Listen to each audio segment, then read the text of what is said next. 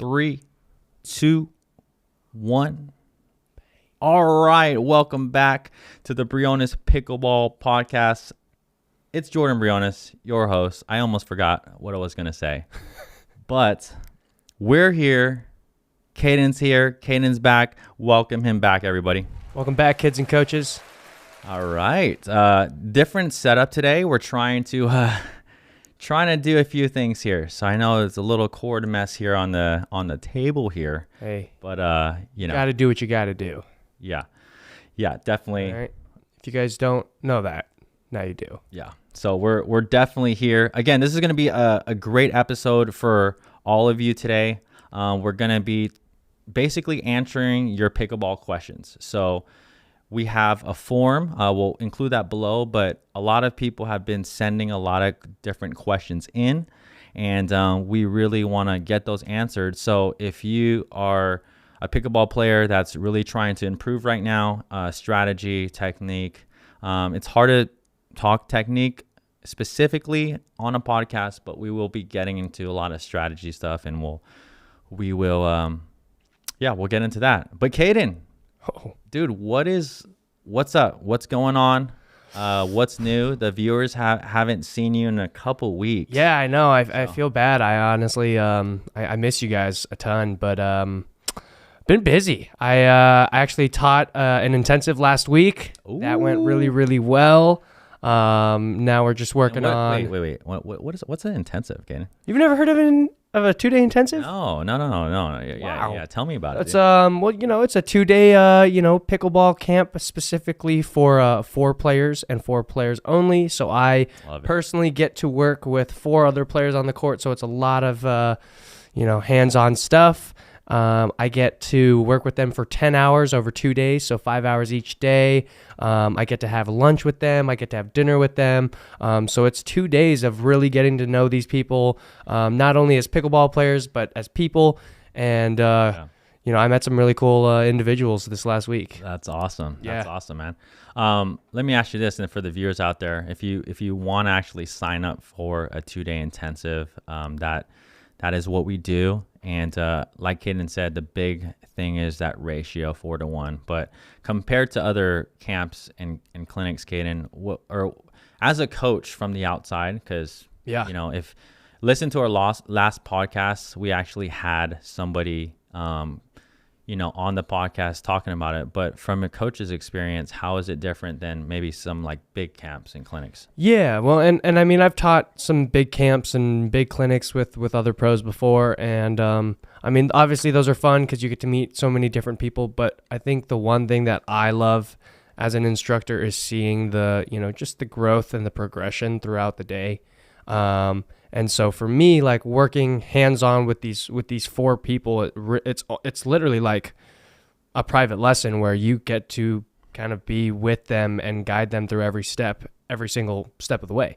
So it was just really different because I got to, not only say what I was trying to say, but instead of 60 people asking me different questions, I had 4 people asking me different questions, and I was able to go around and kind of use each and everything that everyone said and, kind of tie it together. And it was honestly a very rewarding 2-day intensive where like, not only did they come out of it feeling great and feeling better about their game and, what they need to work on, but also just like as a coach, it's so rewarding to see them find happiness and like enjoy in the progression and seeing the little things. And this was a 4-0 group. So, I mean, 4-0 players, it's not like you don't know how to play pickleball. It's just you need to refine specific techniques. We're talking a little bit more about strategy. We're breaking down points. We're breaking down a bunch of different things. So it's just a lot of fun.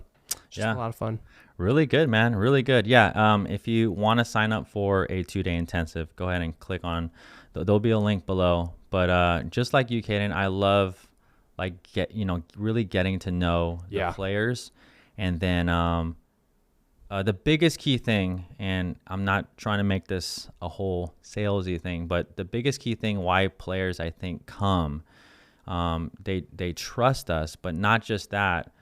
You don't know what you don't know. So a lot of players come to train because they've plateaued in their mind, which isn't what's really interesting is I've been thinking about this, Caden. It really isn't true. Like they're not really plateaued, but they don't know how to actually get better, get better and break through. For sure. So in a way, it's kind of true, but it's kind of not. And we unlock that for them because there's many things that players do on the daily that they have no idea that they're doing, but these little adjustments, we know that are huge. Yeah, for sure. But so if you want to sign up there, check out the link below.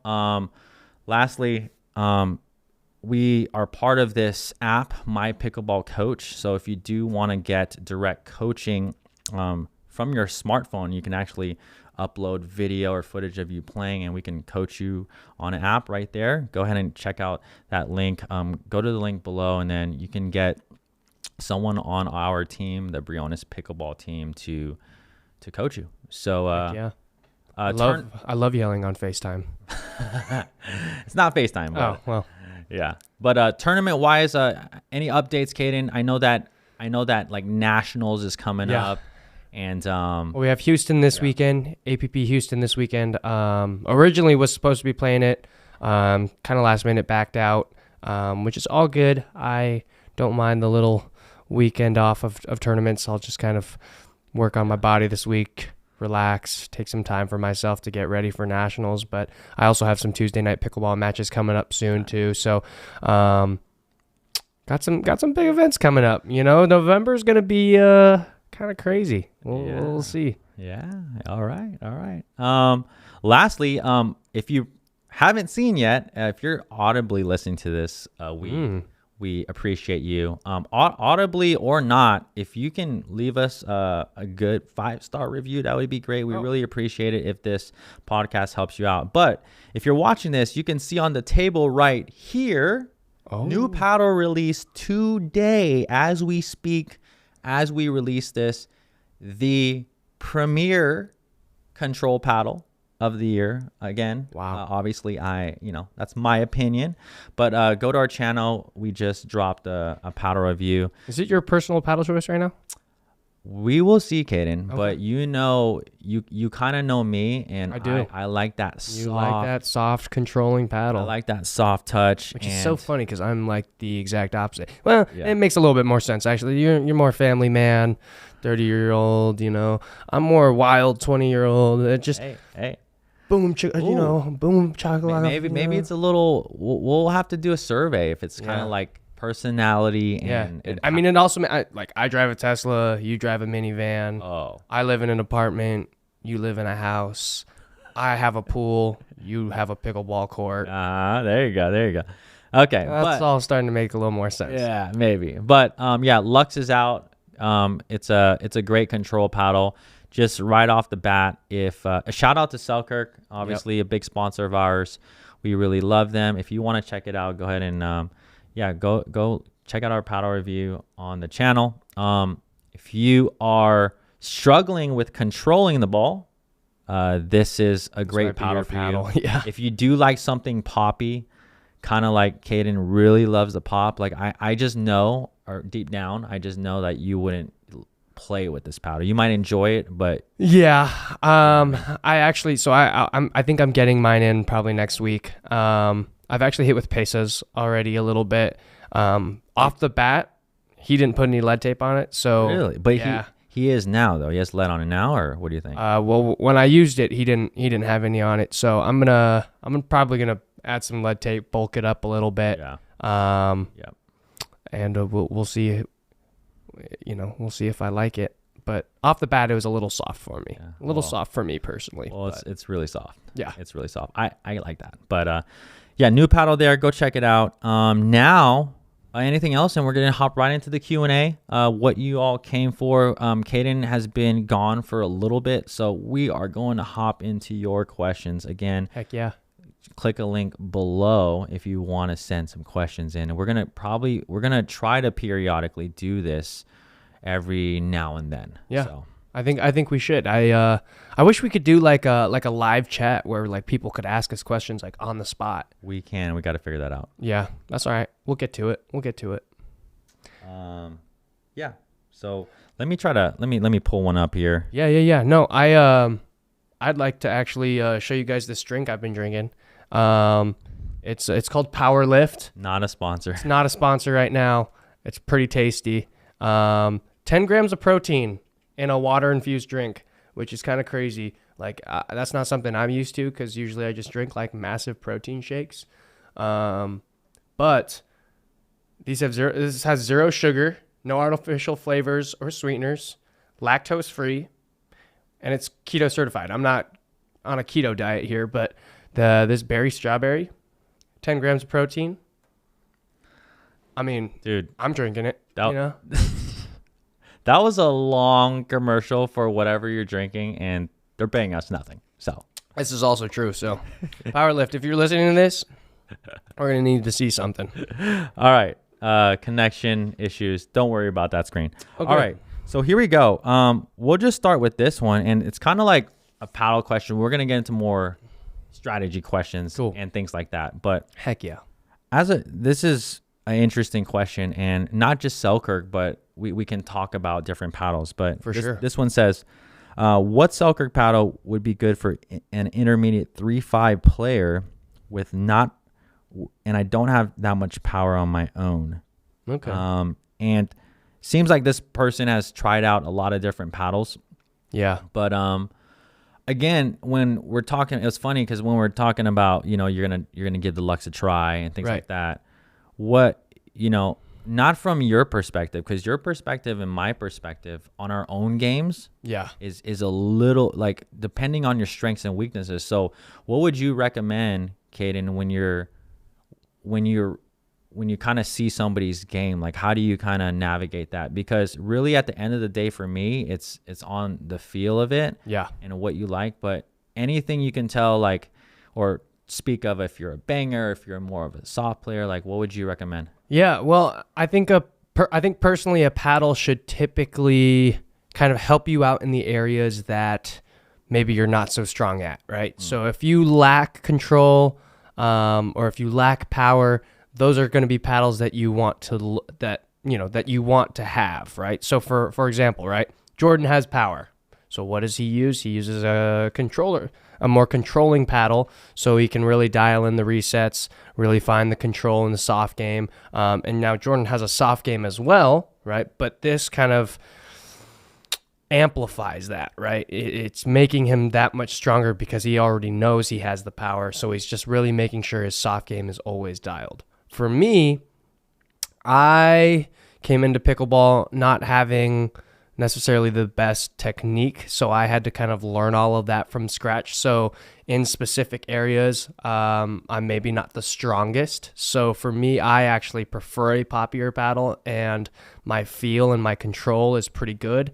So a Selkirk paddle, did he ask specifically if it's a Selkirk paddle? He did, but we don't have to, we don't have to answer exactly a Selkirk. Yeah. Just in general, like, what would you? Well, if I had to say Selkirk, I would probably say maybe consider trying the Halo.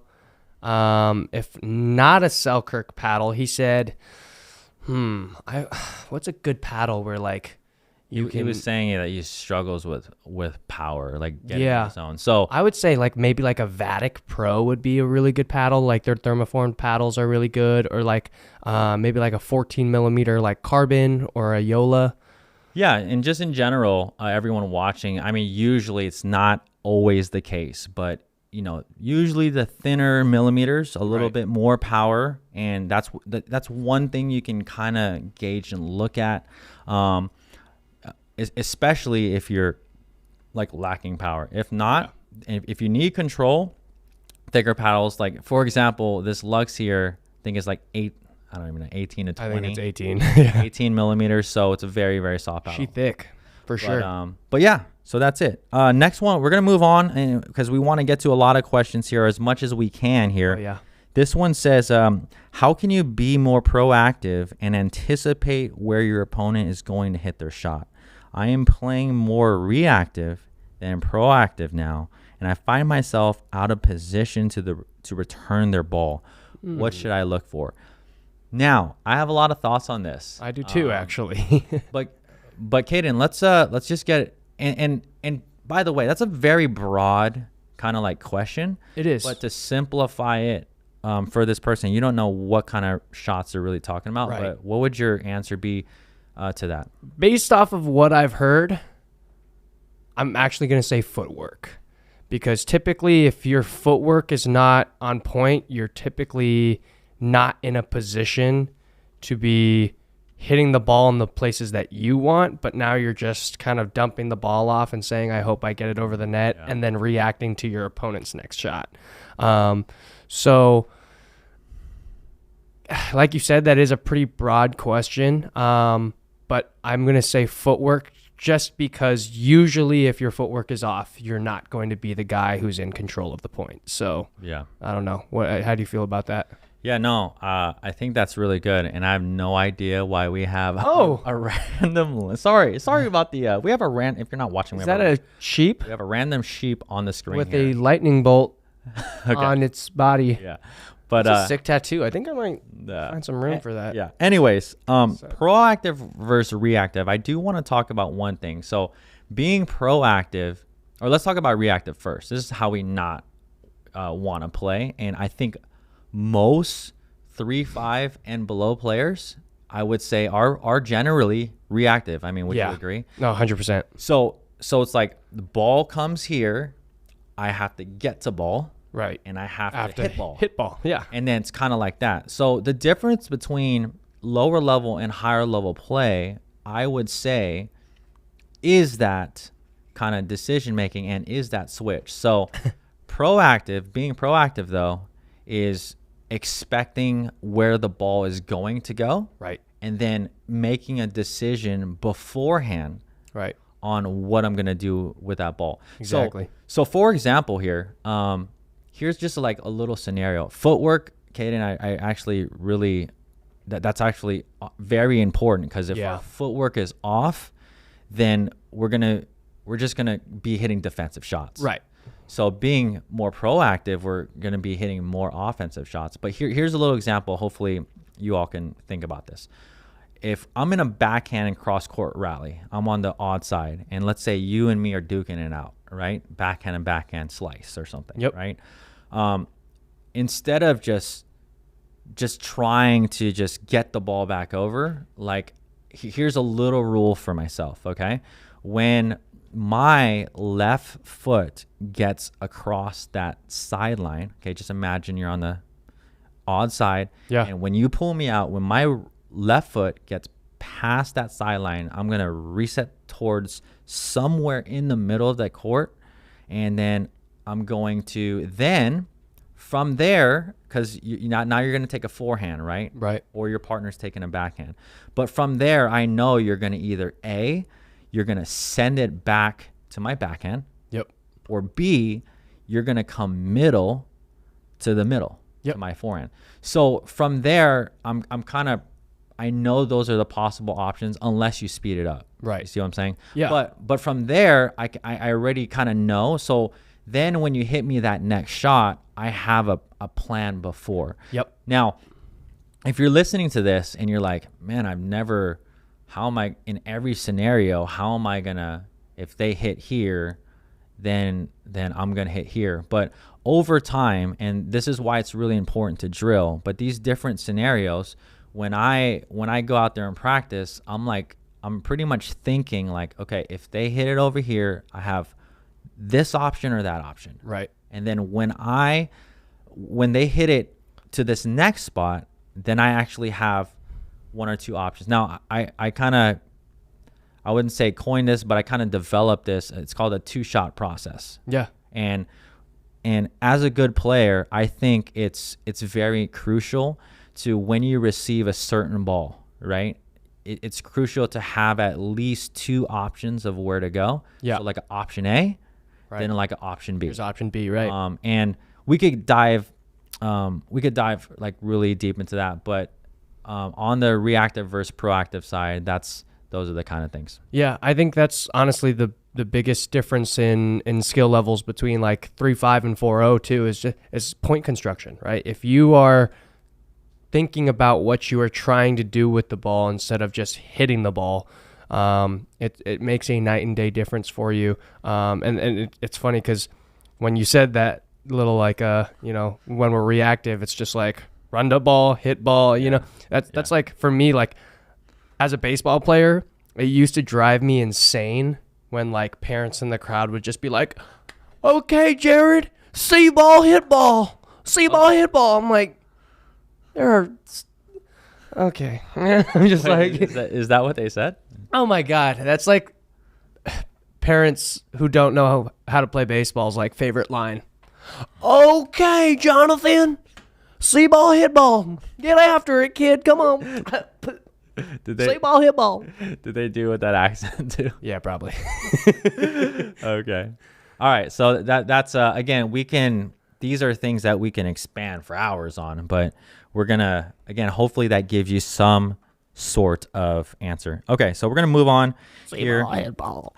And again, thank you for sending these questions. We're gonna try to get through as many as possible. Here we go. Yeah. I am a right-handed player, but I can switch to my left hand and put a decent dinker drive. While I do want to develop my game so that I am effective with both a backhand and switching, which do you think I should concentrate on? So I actually, believe it or not, I kind of get this question, and in intensive, I get players who like to switch, who are just kind of do that often. What are your ambidextrous? What are your thoughts, Kenny? So believe it or not, I'm actually ambidextrous. I probably could play. I don't believe it. You should. Just kidding. So one thing you guys probably know about me or don't know about me, depending on who you are, I play every sport that I've ever played left-handed. Golf, baseball, basketball. I throw left-handed. I kick left-footed. I do everything left-handed except for pickleball. And ping pong. Oh, well, yeah, I guess. Tennis. Ping pong, yeah. Well, and ping pong, okay? But I don't really play ping pong. I just fool around with ping pong.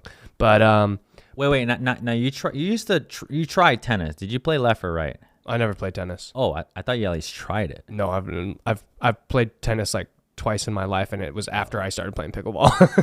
Oh, okay. Yeah, I never played tennis. My dad tried to get me into it when I was younger. Uh-huh. I was so young, I don't even know what hand I played with. But like being naturally like ambidextrous, like I obviously was like, okay, well, I don't know why I picked up a paddle with my right hand, but let's see how good I am with my left hand. And obviously when I first started, I was not very good, but as I've gotten better, just kind of knowing what I need to do, hitting left-handed shots is not super hard for me. It's still a little bit awkward. But as you're trying to progress, I personally would say it's not a bad thing to use your left hand because you can eventually develop that into kind of maybe like a two-hand backhand or something sexy like that. I mean, obviously, the two-hand backhands are here to stay with pickleball, and there's only more and more players using it. But I would also say focus on that right hand more. I wouldn't really use my left hand unless I were trying to use it for my two-hand backhand, or if it was really just like a last-second desperation shot. But I'm not huge on just kind of switching hands, when the ball's to your right and then the ball's to your left, just because the game is getting so fast. You don't want to be caught having to switch hands as someone is speeding up right at your chest. So that's just me, but you go for it. Because you mess around with your left hand a lot every now and then. Yeah. Okay. So just short answer. I'm on the same wavelength there as Caden. I deal with, obviously we teach a lot of different players. Yeah. If you're, and by the way, here's something really interesting, and everyone who has experimented with this. Now, mobility is a big thing. For sure. There's some players that aren't as quick and can't get there, so it would make sense strategically and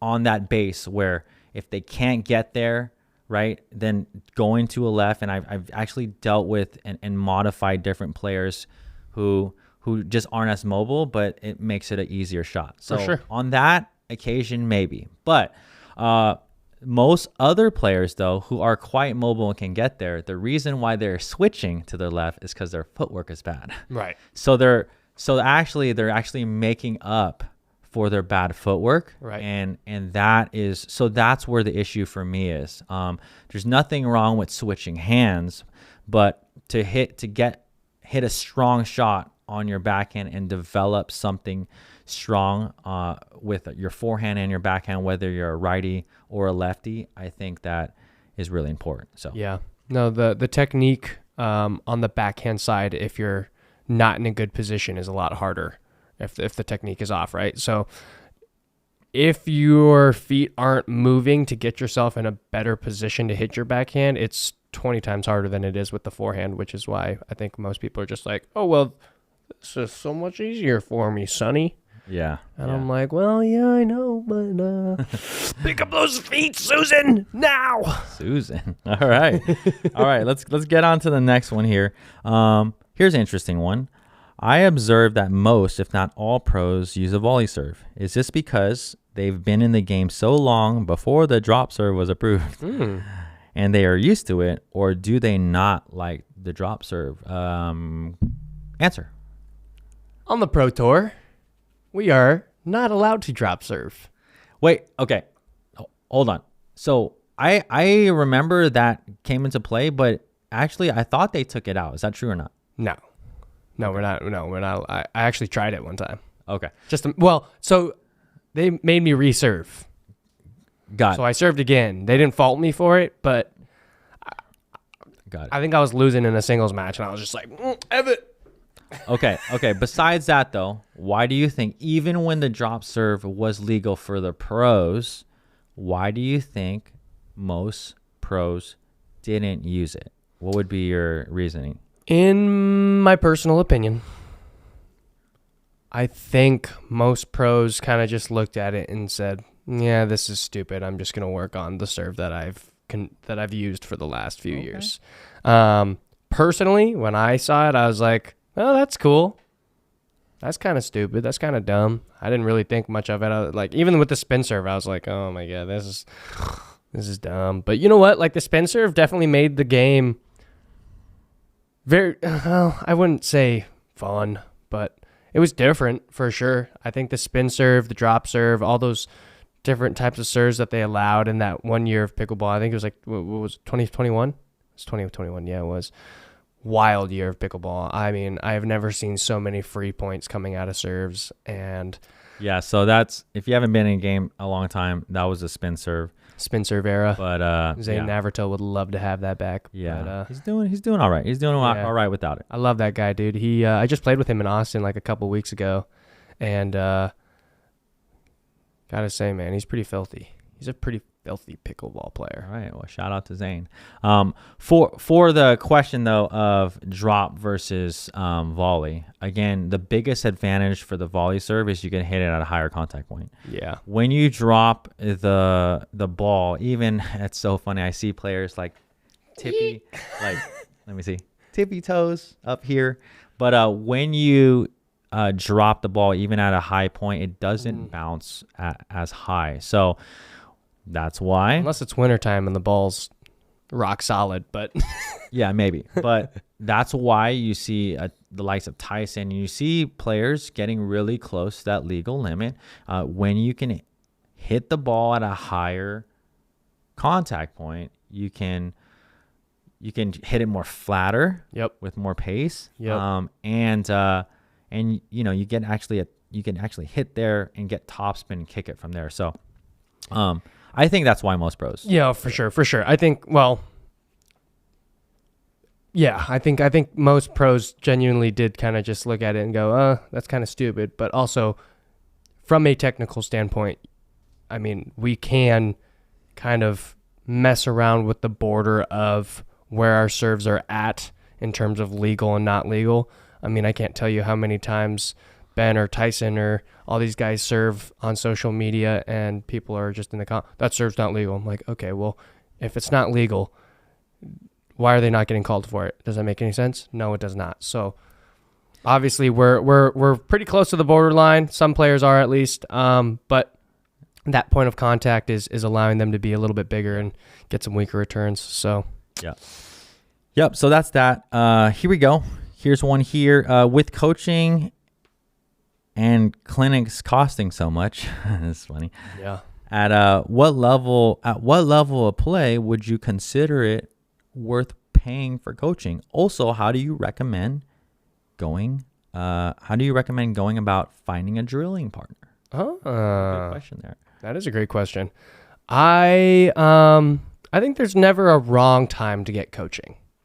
I think whether you're just starting out or you're a high-level pickleball player who's still looking to continue to get better, I think there's always opportunities and times to look for coaching. Obviously, I think it's hard right now. Like, if you're a low-level pro right now, it's hard to find higher-level pros who will just be like, oh, yeah, like, come on, I'll train you. I'll get you better. And even at the highest level of pros, there's not really coaches of the game who have been around for years and years and years who can give insight and whatnot. But whether you are starting yesterday or you started 4 years ago, I think there's never a wrong time to learn, about your game, about, what you're trying to accomplish with pickleball. So 2.5, 4.5, 5.0 does not matter. I like it, Caden. My spiel on that is, again, as we're teaching more and more players, Caden, and teaching these intensives, these are two things I hear, and I try to, after the intensive, I do a little interview with them on how the experience was, and obviously great feedback. Caden, I actually came and did, after yours was done, I interviewed a couple of your guys. Mm-hmm. But two things I hear, and this is basically, it sums up the coaching thing. Yeah. Number one, I hear all the time is you don't know what you don't know. So what that means is, even in my game, I'm a coach. I have a different eye, but I don't really know what I'm doing unless I watch video of myself. Yep. Or someone else can come in and see. Like, and just for example, I have like kind of like a business coach. Right. And why would I get coaching there? Because I don't know what I don't know. I want to be able to maximize what I'm doing, my strengths, my weaknesses, and I want to plan. Like, That's why I pay monthly a good sum of money to get the coaching. So when players come to us, and depending on where you are in your journey, pickleball journey, to get to 3.0 to 3.5, to get to 3.5 to 4, 4 to 4.5, there are some things you're going to have to develop, but they're probably things that you are doing that you have no idea, zero idea. Like obviously we work on the court, very specific in small groups, Caden, but like, I can't tell you how many times that I've let's say we're working on a dink or something, or a speed up or something. And I tell them one thing, like, okay, so let's drop that right foot back. Let's shorten that backswing. Then they do it, and then it's like the same exact way. Because they have just no awareness of what they're doing, and that's what we're there for. So that's the one thing. Second thing I would say is you don't know what you don't know. And secondly, what I hear all the time, and one of the people in your last intensive, Caden, actually said, I wish I would have taken this a long time when I started. So nothing wrong. And if you don't get coaching, that's okay too. But we do, and you will, we as in even us, have every person in the world will develop bad habits at some point. For sure. It's like fixing them, cleaning them up. So that's my thing. I've had a lot of people tell me that, man, if I just took this intensive 3, 4, 5 years, a year ago, man, I would have just been totally in a different place. Because now we got to get through those fundamental key things, and then now we got to push them, add new shots, things like that. But, right. Well, and I mean, even in my last intensive, right, like you talked to some of the guys, it was considered a 4.0 group, and we spent a lot of time just talking about footwork. Because even for guys who are 4.0s and are, decent pickleball players, even they can get, lazy with their footwork. And once you start to get lazy with your footwork, that's when all things break loose. So having to just kind of talk to them about footwork and really getting them to realize the importance of it and why we don't just do it to get the ball, but to do what we want with the ball. It's kind of just like breaking down and that's what I love about those intensives is like you can break down piece by piece why everything does what it does and why it all comes together so we can do what we do. Yeah. You know what I mean? Really good, man. That's, footwork, man. Just do it. Footwork's big. Just do it. All right, here we go. Hopping in. Next question here. Is there a rule of thumb for hitting ground strokes and dinking shots? That is hitting the ball when it's on the rise, at the apex, or descending for best control of placing the shot. This is something that I go over big time, especially in our intensives. But Caden, I'm gonna let's see, reset. I'll reset, double-handed reset back that question to you. Double-handed reset.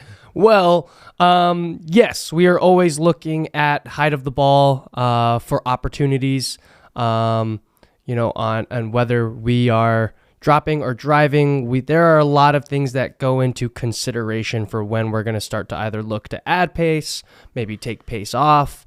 But that being said, if a ball is bouncing higher and I can kind of peek at big picture, which means I can see everything that's going on in front of me, which means my opponent's paddle, their body positioning, the ball. If I can see all of that, that's when I'm going to start to be a little bit more aggressive, attack balls a little bit more. When balls are coming lower at my feet. And by the way, the question was, do you, and you're answering it well, but specifically on the rise, at the apex. Oh, yeah. Or so what are they, what's ideal for dinks and ground strokes? Just throwing it up. For ground strokes, as in at the baseline? Yeah, sure. Ground strokes first and then dinks. Interesting. Okay, so she went from the kitchen line to the baseline. Okay. Yeah. Typically I will hit most of my shots in the apex, just because that's where I'm most comfortable. But on the rise, I will usually take I'll take some ground strokes off the rise. I don't really like to because it's just a little bit too straight for me. I'll usually take my drives as it's kind of falling a little bit too, just because I like to come underneath my balls a little bit more. So what about dinks? For dinks, I'm going to mix it up. I will never take a dink on the rise, though. That's the one thing I will say. I will never take a dink on the rise. I'll usually take a dink. Unless you're forced to. Well, of course, unless I'm forced to, but... Yeah, we're getting really nitty gritty here, dude. I never get forced to take a ball on the rise. Actually, you take quite a bit. You take a lot more on the rise half volley dinks than me. I wouldn't call those on the rise though. I'd call those short hops.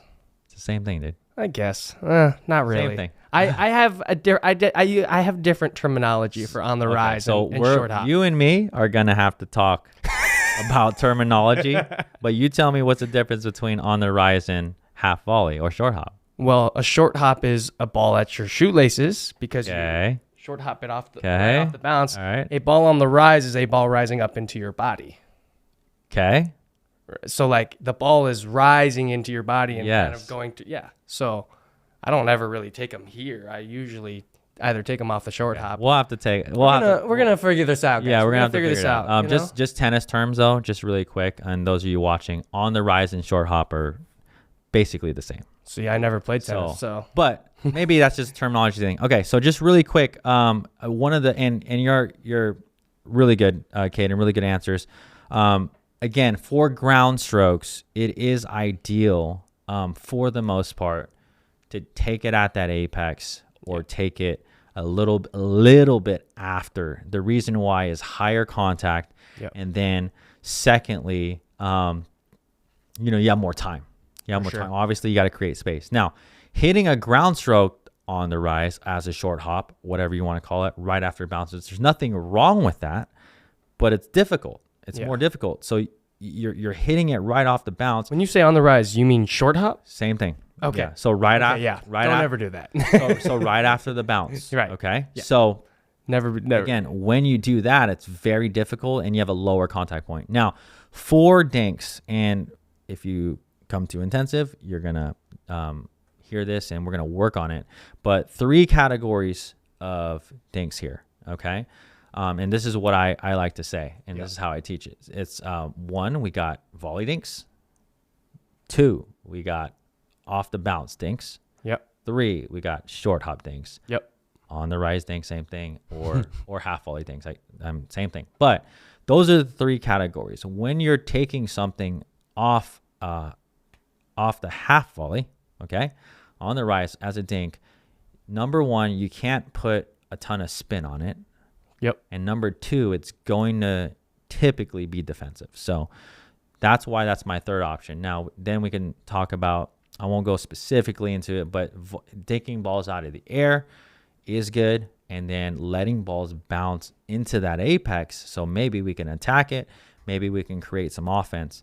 That's really important. But on the rise as a half volley is typically, okay, so typically always the last option because of the amount of offense you can create. So I love that. It's so interesting that you use short hop and on the rise as the same terminology. I've just like never noticed that, because like as an instructor, like I always like I use short hop, I use apex, I use in the air. Yeah, by the way, those are all different. No, I know, but I usually will tell people like you don't want to take a ball on the rise. Yes, and I agree. That's because I think on the rise is also very different than short hop.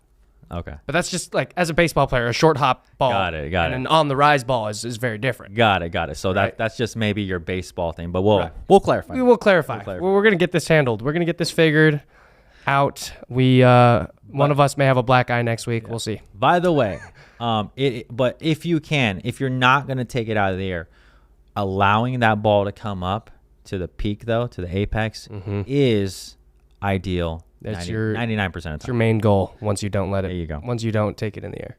Okay. Sure. Here we go. So now we're going to hop right in. Here we go. How do I correct? This is kind of broad, but we'll go over it. All right. How do I correct bad habits? I've been playing 2 years. I never had any paddle or tennis training or pickleball training. I'm at a plateau, and I need to correct my bad habits. All right. That is a loaded question. That is a loaded question. Caden, I think it's a common theme in pickleball, though. Players focus more on their results and getting the ball over the net than what they're actually doing when they're playing pickleball. So what do I mean by that? That means, for the most part, players see ball over the net as good, ball into the net as bad. They don't see it as, what am I doing to miss this ball into the net, or what am I doing to make this ball over the net? So in order to correct bad habits, all right, the first thing you need to do is kind of take a peek at your own game and say, what am I doing here that's making me miss this ball over and over and over again? So you can't look at just the ball and say, oh, it went over the net. That must have been a good shot. You have to break down your shots and your shot selection to really kind of find the solution to what you need to do. Yeah, I like that, dude. One of the things that I would say, this is a tough question. Number one, so this is how I start. How do you correct bad habits? Number one, it's kind of like that, that saying, like, the first thing you have to do is recognize or admit the bad habit. So sure. That's step number one. If you don't know, here's the problem. This is why it's good to get solid coaching, because you don't know what your bad habits are. Now, if you do, let's assume he does, right? Let's assume he does. It's really important that you actually work on them and then reassess. Yeah. So, like, let's say your habit. Oh, here's one of mine that I have worked on through the years. And I think I've said this on the podcast, but I've also said it to you, Caden, I think before. But my contact on my forehand drive specifically, also drops, used to be very late. What that means, it didn't used to be quite in front. I used to hit that ball on the side of me, and that was a bad habit from tennis. And that's not because of tennis, that's because my contact in tennis was bad. So I brought that over to pickleball, but I've had to move that contact point close more out in front. And I've done that by drilling it, being really aware of it, and then also kind of recording myself to see, because I could think I'm doing one thing. I go for my shot, I do it again, and then it's like, and I watch it back. It's like, oh, it wasn't that in front as I thought. But that's just one example. Yeah. So. No, you learn from your mistakes, and you have to be able to kind of recognize what you're doing. And one of the biggest things that Jordan did mention was proper coaching. All right. If you're going to get coaching, don't just hire someone who's going to hit balls at you and say good as you hit your shots. You mean don't get it from Craigslist or anything? But maybe not Craigslist. Who knows? Maybe not even Yelp. Maybe not even the local person coming up to you saying, "Hey, I can give you lessons." But proper coaching should be coaching that is technical, that is helping you out in a way that they're seeing things that you don't see for yourself. I got one, Caden. Oh. How do you know if you are currently getting coaching right now? How do you know whether to continue or to drop your coach? And this is a serious question, because like most players won't know. It's like, true. You know what I mean? So it's true. but like just practical, like practically. Right. How do you know? Yeah. How would you know? Go ahead. How would you know? Gosh, man, that's that's really tricky. I've never had that happen to me, but or I've never had that happen to me where like someone was like, "Oh, hey, like you're not doing what I need you to do, so I'm gonna go take a lesson from this guy." Yeah. But golly, man. All right, I'll start. You start. Go. Yeah, I don't. I thought he was gonna have a good answer. I was not. No. Don't worry about it. All right, so here we go. I just mentioned I have a business coach. Oh, okay. Okay. Yeah. If I am not seeing results. Oh yeah. Oh, okay. Very easy. Yeah. If I'm not seeing results and I am in the same place and my knowledge hasn't really done, but even my execution, if I don't see more sales coming, if I don't see growth in the business or whatever, if you don't see a growth in your game, or you feel like you're stuck in the same spot and you've gotten coaching for a long time, but you're seeing very little progress. Now, could be a couple of things. Could be maybe you're not doing what they're saying. Could be maybe you're not practicing enough, but it could be that you're really not getting the right adjustments that you need. So. Yeah. Well, so you know what's funny is I don't know why I had such a hard time with this, but I was thinking like if I was the student, you know, like I don't know why. But like I genuinely like I think there are so many people who just like take lessons because they're like, "Oh, this should make me better," but they don't actually like know if they are or aren't, so they just kind of keep going with it to see if they do. And I would say especially for like players who like maybe who don't play tournaments, there's not a whole lot to say, "Oh, I am getting better," or "I'm not getting better," unless you're like going out there every day and practicing and drilling and playing games, and you know. But I've seen a lot of pickleball players who just take lessons and they're like, "Oh, well, you know, he's really nice, and you know, he's really nice." And I'm like, "Okay, so are you learning anything?" You know, but they don't know. They're not really sure, you know. So like sure. There are a lot of pickleball players who just take lessons to take lessons because they think they're getting better, but they're not actually really getting that much out of it. So like I think you said it perfectly. Like obviously if you're not getting the results that you want, but like in terms of as a player, sometimes you don't really know if you are or aren't. Yeah, you know, it's difficult sometimes. Yeah, you're right. Be careful. All right, there you go. Here we go. Jordan, what is the process to now? I screened this question. Revise, I think he means switch, but what is the process to revise grips during play? I use a continental grip, but I hear that I should revise to best hit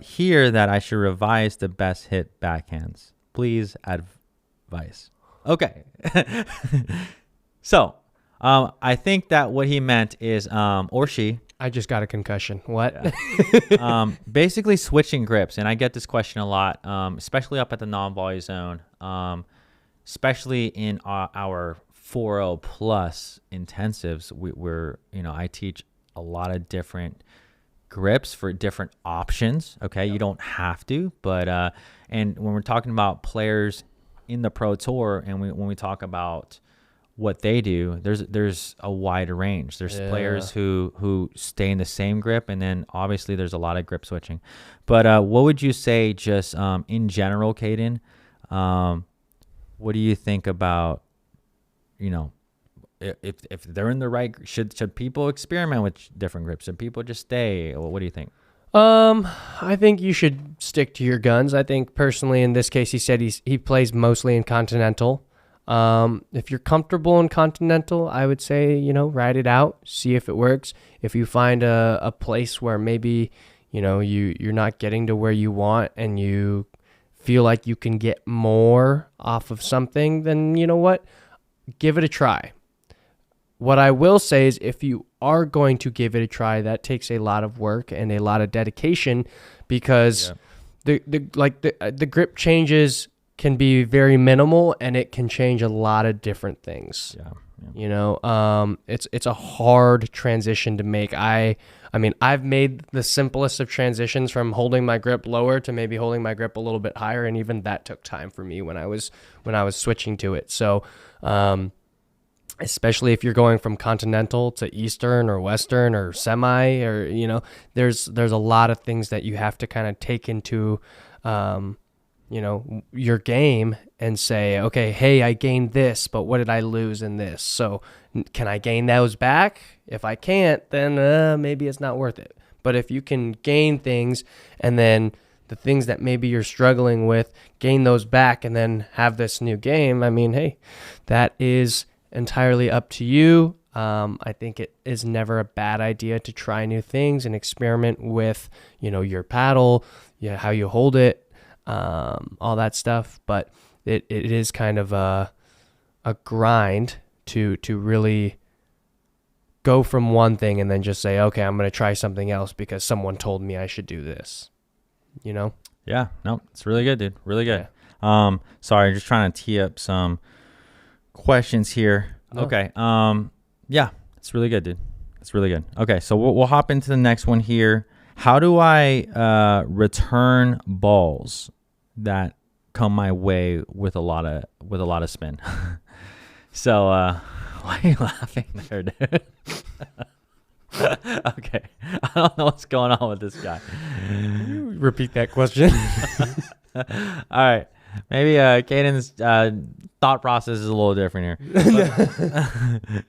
But basically, how do you return balls that are coming your way with a lot of different spin? And I get this a lot, and we do, especially at lower levels, even at higher levels. But when you're receiving a lot of topspin, a lot of slice, right, a lot of different things like that, what do you just generally, and again, this is going to come down to shots, like what kind of spin are you receiving and where you're at on the court, but generally, Caden, what would you say? I always have a little rule in pickleball for when I'm returning, and obviously it's different for wherever court you are at or wherever you're playing, but you should always be 2, 3, maybe even 4, who knows, steps behind the baseline when you're returning. And I think the most common thing I see is just people kind of standing in random spots because they don't really know where to be. But if you're at the baseline returning, give yourself some space, give yourself some time, and regardless of whether someone is giving you a lot of power or a lot of spin, it always just gives you a little bit more time to react and get ready. But the second thing I would say is your preparation.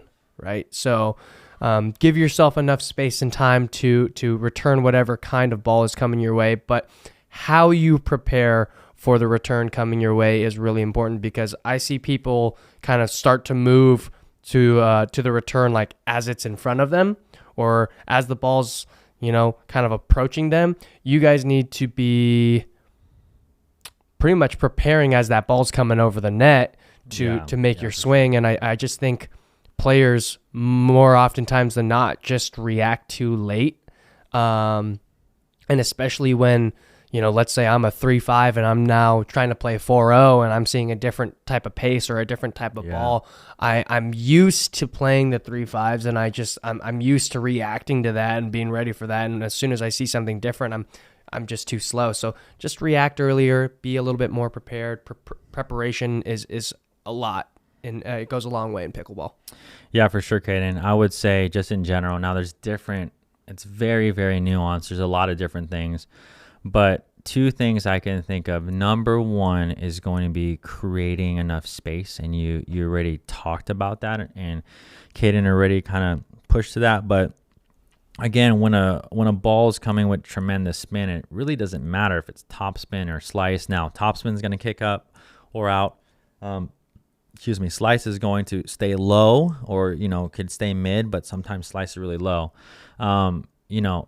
Creating adequate space, again, on the topic of on the rise or hitting a short hop, you don't want to hit balls right off the bounce because it's very difficult to handle. So just for example here, and again, there's so many scenarios when we talk about spin, but let's talk about top spin dinks and slice dinks at the non-volley zone. When you see players, let's take the ladies game, for example. What you'll see is on the forehand side, you'll see kind of top spin dink cross-court rallies, and they create enough space. Like you'll see Anna Lee against a Catherine or something like that, hitting top spin, but letting it bounce, getting behind the ball, shuffling their feet.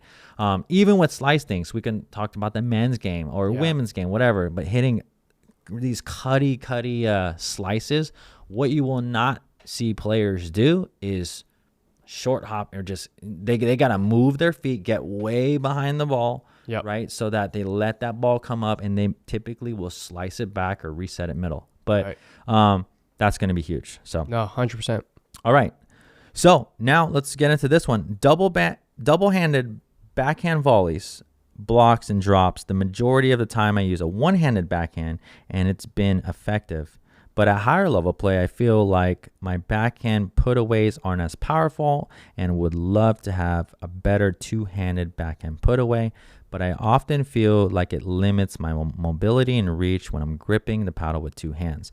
Also, okay, let's stop it right there. So thoughts on the two-handed backhand. It's interesting because you talked about in the very beginning, but thoughts on two-handed backhand and what this guy or gal is answering the question.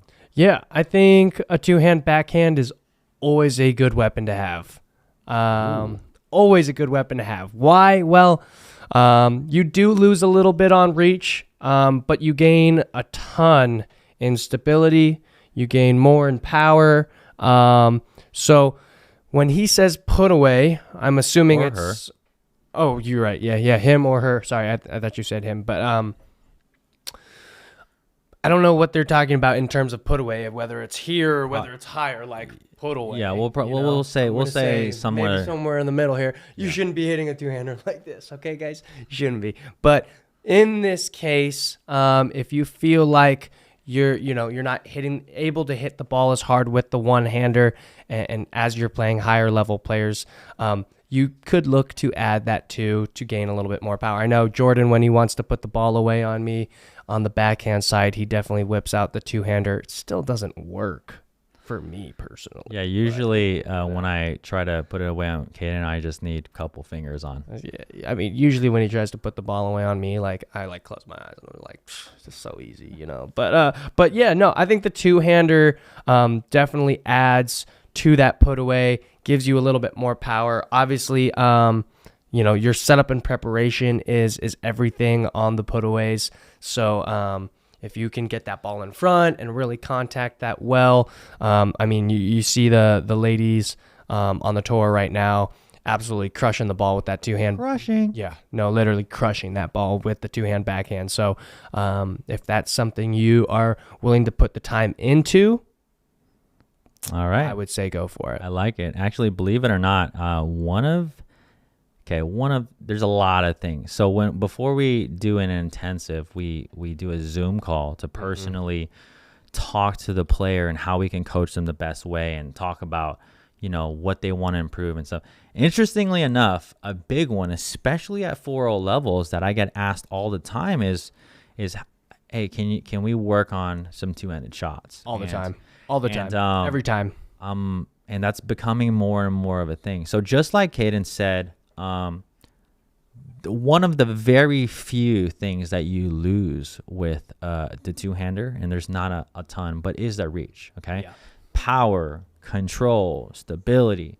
You do gain a lot with the two-hander, and obviously almost all the ladies on the tour are doing that. A lot of the guys are bringing in, so it's not just a girl or girl guy thing. It's girl guy woman man thing. Just pickleball now. It really does provide another source of defense in transition, and also offense up at the non-volley zone line and ground strokes and things like that. So I am a huge advocate learning two-handed shots eventually. You don't have to right away, but if you are developing your game, it's something that I think it's just good to have. And this is coming from somebody that the first 5 years of playing, okay, I hit 0 two-handed shots. Now today, I've evolved my game with the evolution of the game, and also learning a lot about strategy, technique, and different things. I've added a lot of two-handed shots. So just for those of you watching, few things, a few just case scenarios where it would be good to start adding it, and maybe come to intensive if you want to learn it. But number one, resets in transition, digs in transition, kind of like that defense, right? Adding that stability. Number two is obviously drives, having a drive on your backhand side, because what do most people do on their backhand? Most players have a forehand drive, right? Somewhat, even if they're lower level, but they don't have a backhand drive, right? So adding some offense there, and then what Caden just alluded to, which is like swinging volleys. So really good stuff. Let's hop into the next one. I am practicing a topspin dink and topspin third shot drop. Nice. I see the tournament players finishing over their dominant side shoulder. Okay.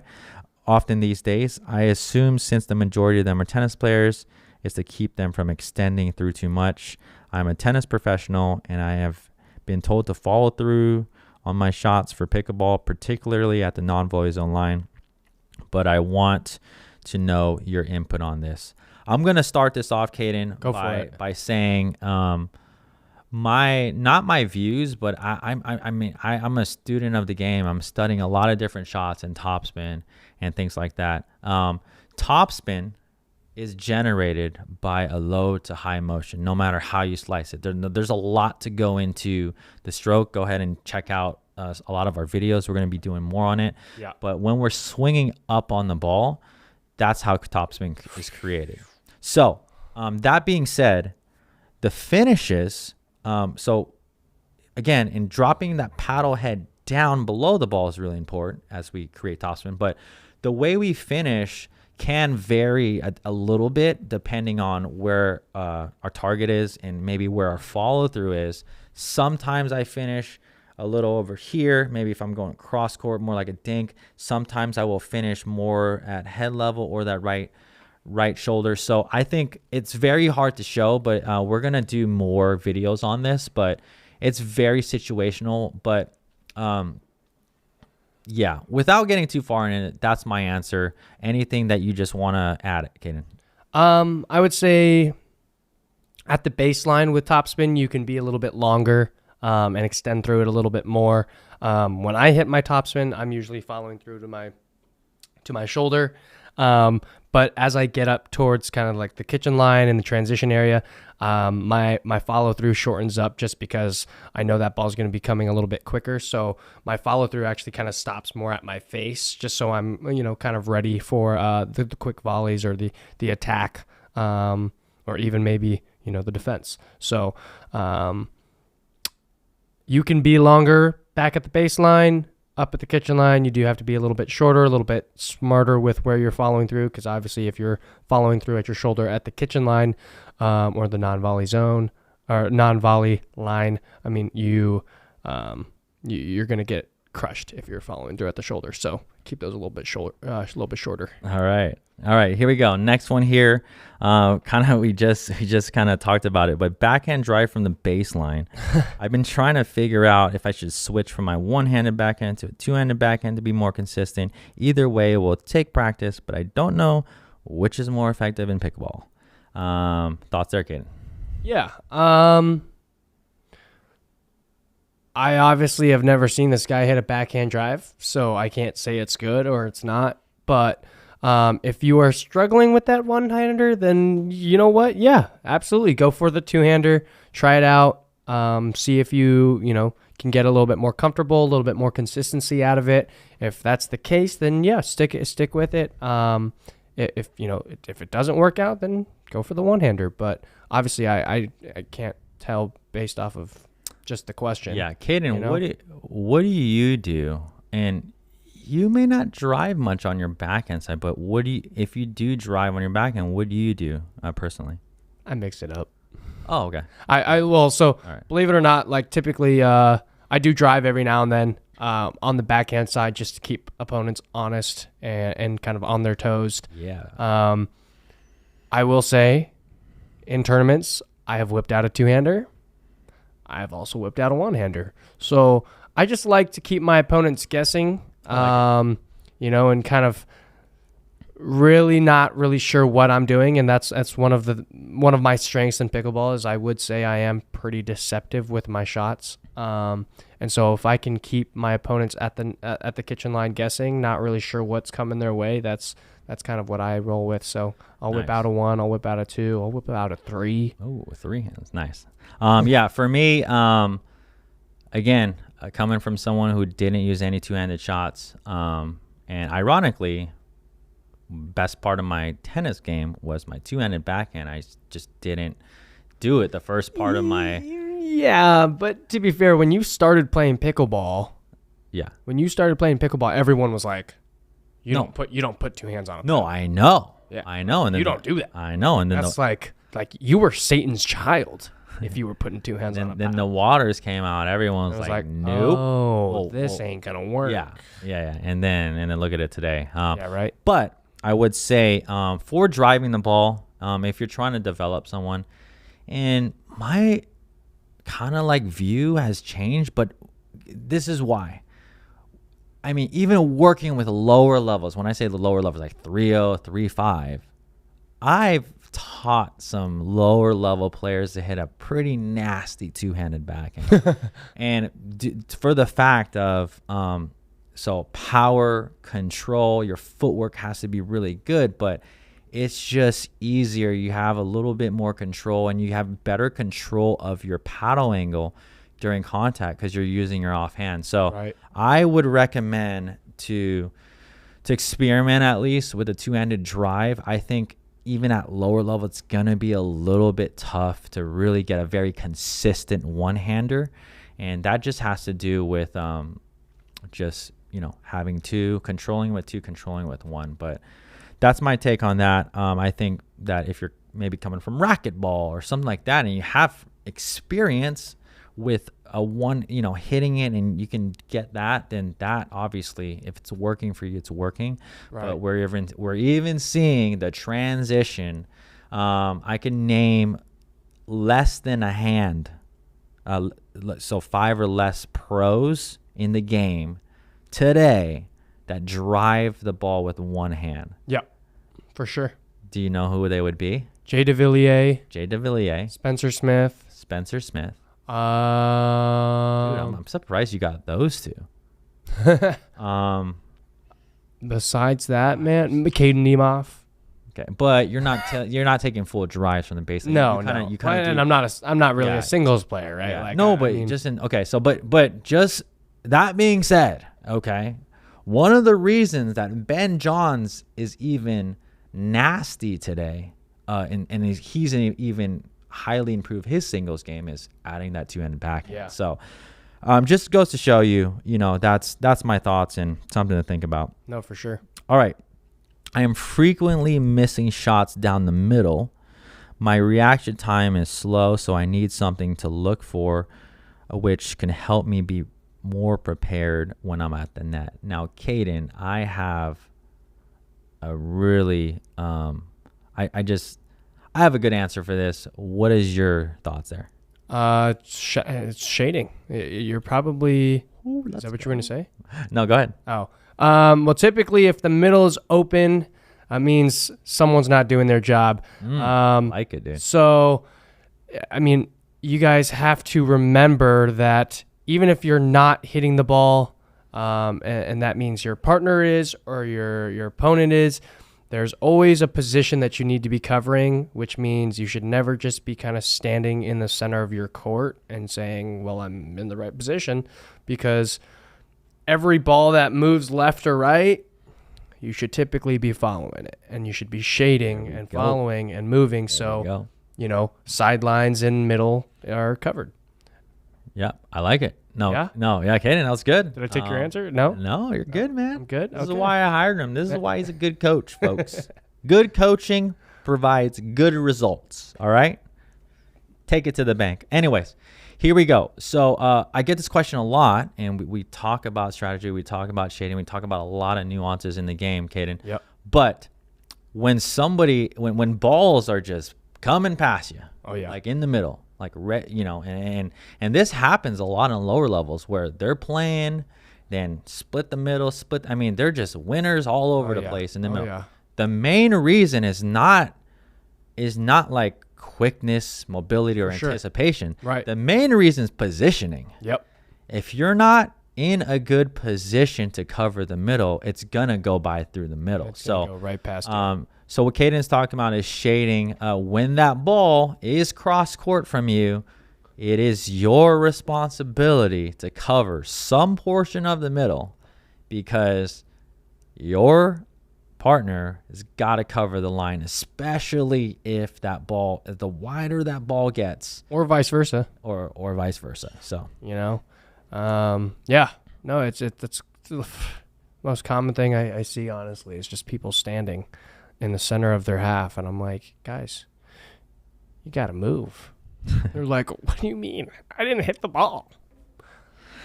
No, that's good. All right. We're going to get to last few questions here. I don't want to make this pod too long, but again, thank you so much. If you're watching this, if you're listening to this, we appreciate you. We love you guys. There and leave a 5.0 review on wherever you're listening. 6.0 if you can. Yeah, 6.0. I know they don't do 6 stars, but go ahead, Apple Podcast, whatever. Leave us a review, or give us a like and a subscribe and comment on YouTube. There you go. Or find us like a big sponsorship. That would help too. Or that would really help the channel, honestly. Or say hi to me when I'm at tournaments. That's always nice.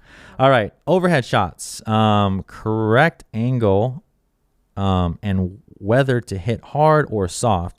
I'm not a power player, so I want to use what power I have strategically. Okay, that wasn't written well.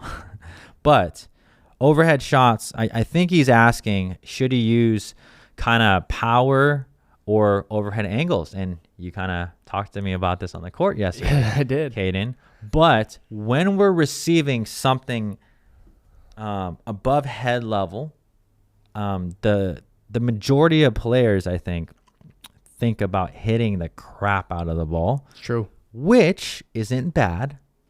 But I see, especially at higher levels, we see this. There's a lot of points that can be actually ended sooner. Yep. Sooner. And partially, part of that is hitting more angled overheads, and I think we have a video on this. If not, we're gonna come out with one. But Caden, experience on just powering through on your overheads and angles. Yeah, so not coming from a tennis background, the angles on the overheads were a little bit harder for me, especially since I was doing it with my offhand. The overhead can be very natural for most, just because you throw right-handed, you play right-handed, and it's just a natural throwing motion for most of us, but for me, it wasn't. So, believe it or not, I've actually messed around a little bit with switching hands on my overheads. I was gonna tell you that. I know you've messed around with that, but because Caden's a natural lefty, and you also we talked about how you have more power Yeah. with your left for sure. I don't know. As a coach, if I were you specifically, and again, this is going to apply to like 1% of the people. Right. But if it's high and you have freaking time, I would switch over. That's what bro. I'm saying, man. That's why I've been doing it. That's why I've been doing it. You know, but it's kind of wild because like in doing so, I've also found like in switching hands, because I get more power, I've also found like if I keep the paddle in my right hand, like I mean, over time, I've developed how to hit a little bit more angle on my shots. And I really do think that angle and maybe a little bit less pace goes a lot farther than just hitting the crap out of the ball and hitting it straight at your opponents. Only because unless they're at the kitchen line and moving all the way back to the baseline to retrieve your overhead, good chances are, especially with higher levels, if they're just hanging back at the baseline, your overheads that you're hitting at, 100% for yourself are still going to come back. Angle gets them out of position, gets them off the court. There's just a lot more that opens up when you put a little bit more angle on your overheads, and they don't have to be 100% as well. So, yeah. I like it, dude. Really good. Okay, so now, last question here. Well, it's the last question of the day. Yeah, we're gonna do another one of these, but here we go. How many have we answered? I don't know. Maybe 10, 12, 15. Okay. I don't know. Okay. All right, so here we go. In a firefight, how do I not hit it straight back where it came? So that's a very short question. Yeah. But interestingly enough, players do it all the time. It's true. But Caden, practically, okay, how can somebody not do that?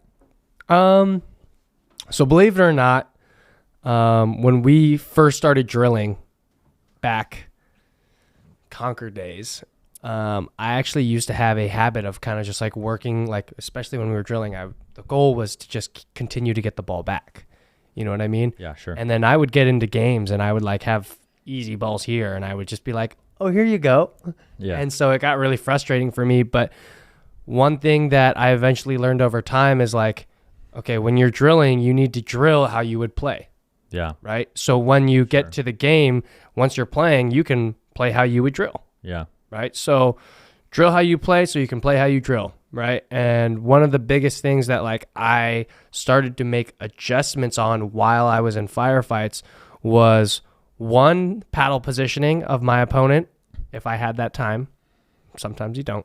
But the second thing is I'm watching. Wait, sorry. Say that. What do you mean about the battle position? Just like it, like as soon as your ball is coming my way, I'm trying to like, as I'm kind of focusing on the ball, I'm kind of watching where you're following through. Got it. Right? It's hard to do. I'm going to be honest. It's hard to do. But if you can't focus on that, the biggest thing that I would say personally for you is to focus on where you're following through with your paddle. And the only reason why I say that is because wherever you decide to send your paddle is where that ball ends up going, right? So if you're sending that ball back to your opponent, right to their chest, that usually means you're doing a good job of keeping your paddle straight and sending it back to your opponent. But now you need to start working on sending it a little bit more to the right or a little bit to the left, or who knows, maybe back to the center based off of where your opponent is at and what they're doing. Yeah. Like it, dude. Yeah. Drilling. Yeah. Now we do a lot of this higher level stuff too in our intensives, but like the biggest thing, like just a quick counter drill, and we have some videos and stuff on volley drills that Kaden and I did a while ago. But doing stuff like that, but really just when you're practicing. So when I'm warming up volleys, I am warming it up cooperatively. Right. So we're getting in the groove. Getting the touches, getting the feel of it. Yeah. And then at some point, I think it's really good to now basically what we just need to do, right? We just need to start to move that ball away from the body. That's all we need to do, because that's what happens when that's a problem when we get into firefights. We're just looking at constantly the person in front of us, and it's very it's hard in the beginning to get it away from the person that you're kind of looking at, but strategically and just drill wise, if you can start to just, and when I take a ball here and I'm pushing it here right at you, I mean, for me to just, a slight angle change would send that ball to your dominant side or to your left side. So we're not even talking about like a huge, like big angle change on your paddle. Yeah. But again, that follow through going more here, so that you can focus on. Or if you're constantly going there, maybe your paddle's also angled straight on. So I might change that paddle angle use slightly. My wrist. Now I'm not flicking, but I might use my wrist to just a little bit, bend my wrist a little bit to get my paddle face, face a different way. For sure. No, that's awesome.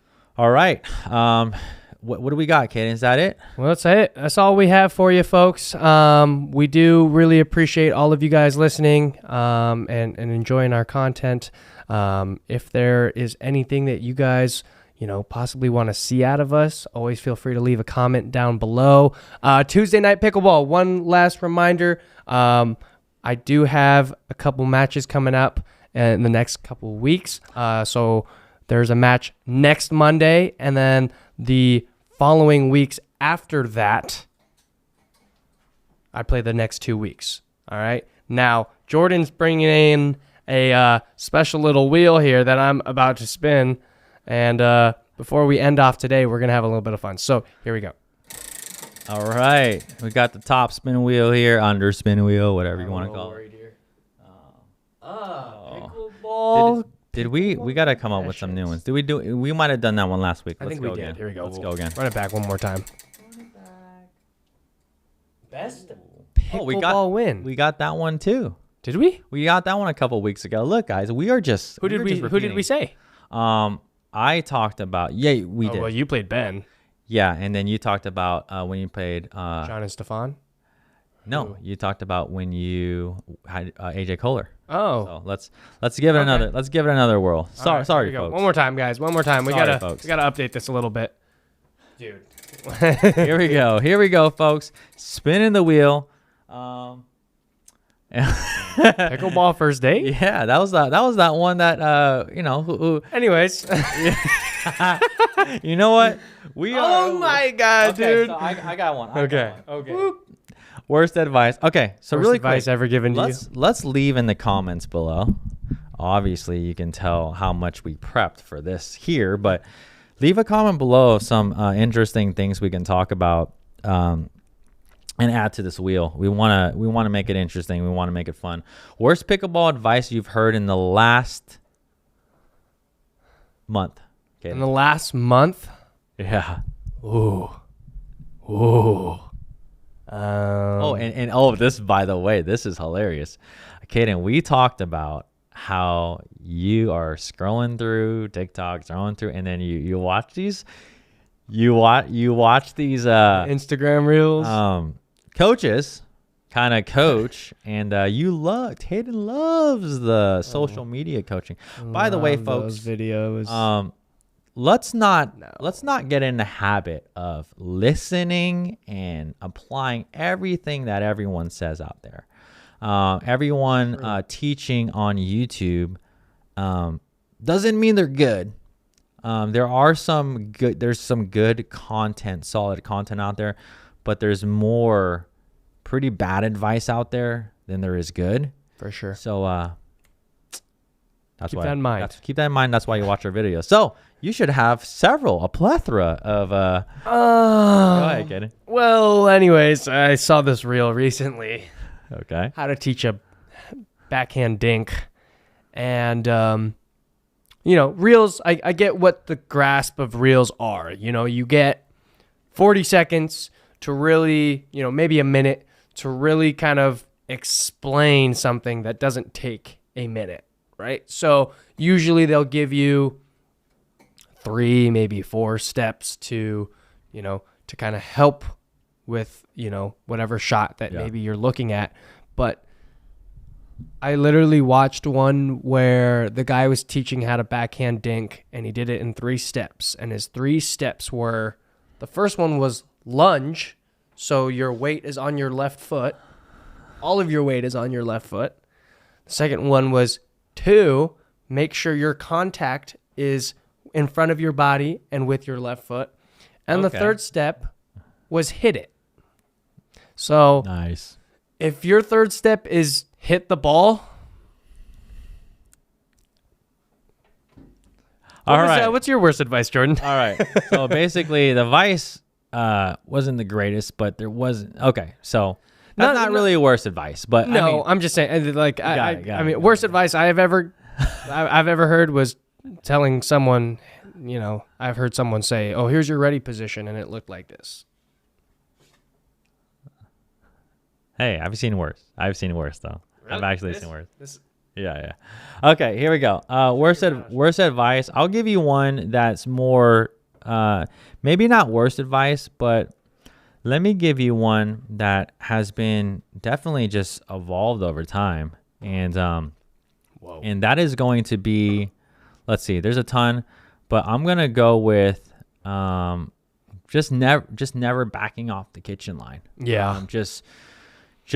And taking every ball out of the air. Common misconception. When remotely humanly possible. And there's a ton of times where we're going to have to release off that line and to gain actually advantages. Yeah. Believe it or not. Yeah. Caden, why do you think, or give the viewers 2 reasons how you can actually gain an advantage by stepping off of that non-volley zone line? Go ahead. Yeah, well, I think one thing that, you know, you and I really talk a lot about with our students is turning red balls into yellow balls, right? Yeah, and explain that, dude. And of course I'm going to, but what is a red ball? A red ball is a ball that's below our knees, right? And a yellow ball is maybe from our knees to, you know, our hips, our belly button. But you hear so many people say, "Oh, take every ball in the air. Take every ball in the air."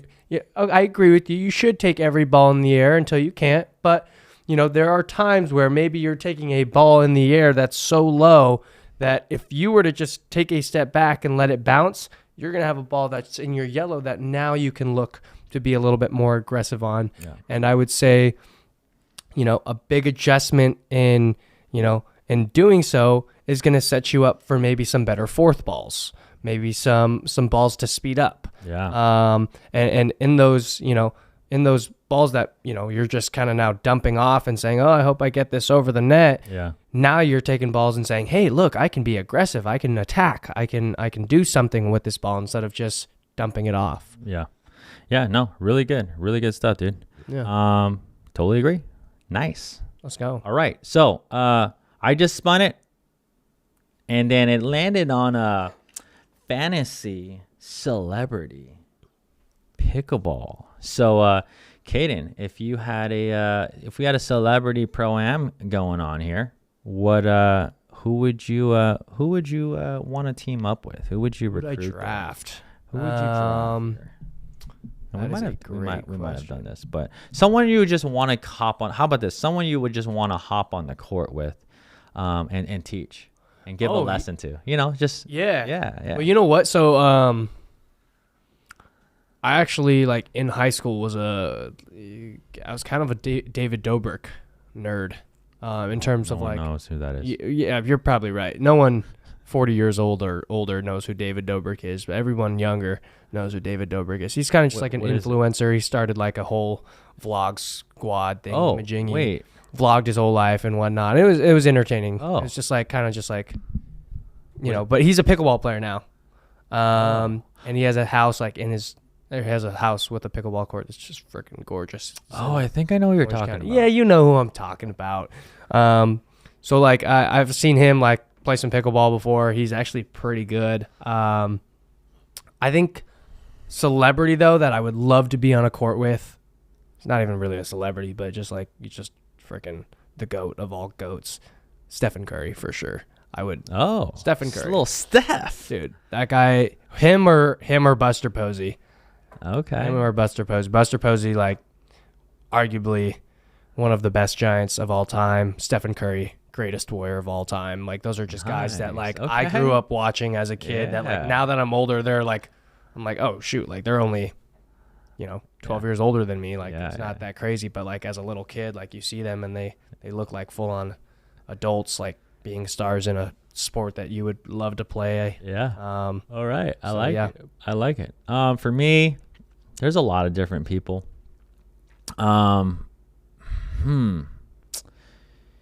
You know what? Emma Stone. I would, huh? Emma Stone also, Okay. if you're That's your watching second this. pick. if you have Emma, if you're watching She this, played that pickleball celebrity yeah, TV show thing. yeah. Honestly, she looked really good in that. If you're Pickleball wise. yeah, and he's looks talking about her wise. strokes. Yep. If you're Emma, shout out to Katie, and you can do a sign up for a 2 Yeah. If you need some lessons, you just let me know. Okay, so for me, again, first love was tennis. I know, but I would really like to have the Raj out, dude. The Roger Federer. Yeah. Dude, I love. He would be so good, dude. I love to have him. He really would be so good. He was kind of my tennis idol, inspiration. I think a lot of people's growing up, but I think he'd be sick. I think he'd be great. Honestly, growing up, if I ever watched tennis, I always watched Nadal. If I ever watched tennis, I'd like to have him too. only watched Nadal, and that's because he was left-handed. And it's so funny because he's left-handed, and I'm like, yeah, he's my favorite. He's my favorite tennis player because he's left-handed, and yet I started playing pickleball and I started picking up the paddle right-handed. And so even tennis, like the 2 times that I play tennis, I play right-handed. So it just doesn't really make much sense. But yeah, Nadal. All right, Good guy. nice. All right, for those of you watching, super appreciate it. Stay tuned. We have more content coming out. We have a lot. Yeah, We have a very exciting podcast coming up. Yes. Stay tuned for that. We have a very exciting podcast. Not a spoiler alert here because I'm not going to tell you. We're not telling you who it is. Maybe someone who's a little fairly well known. And then we have a lot of really good teaching videos coming out. So stay tuned for that. Again, like, subscribe, hit the bell, leave a comment below of what you'd like to hear, what you'd like to see, why you're enjoying this pod. And we'll see you in the next one. We'll see you in the next one for sure. Hold on.